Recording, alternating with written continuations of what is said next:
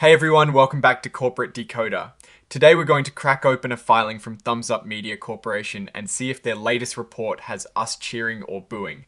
Before we dive in, if you love getting the real story behind corporate filings without all the jargon, make sure you are subscribed. For those who want to connect with fellow financial enthusiasts and get even more exclusive insights, join our Discord community linked in the description below. So what is the big news with Thumzup Media Corporation?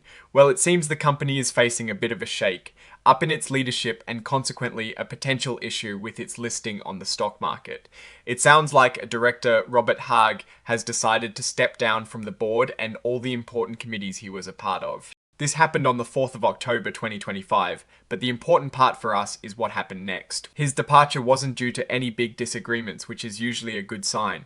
What is more significant is that after he left, Thumzup Media Corporation found itself in a spot of bother with the Nasdaq, the stock exchange where their shares trade. On the 8th of October, just a few days after Mr. Haag resigned, the company had to tell Nasdaq that they were no longer following a specific rule. This rule, Nasdaq Listing Rule 5605C, is all about having a proper audit committee. Specifically, this rule says a company's audit committee needs at least 3 members. These members must also be independent, meaning they don't have any conflicts of interest. They also need to be financially savvy enough to understand the company's financial statements. Because Mr. Haag was on these committees, his resignation left the company with fewer than the required independent members. Now, Nasdaq is not usually quick to kick companies off, so they've given Thumzup Media Corporation a chance to fix this. This is called a cure period. They have until their next annual meeting with shareholders, or the 5th of October 2026, whichever comes first, to get the committee back up to its required strength. The company says they plan to bring in another independent director to join the audit committee before this deadline. This whole audit committee situation is wrapped up in what is known as item 5.02 of the report, which basically covers changes in the company's leadership.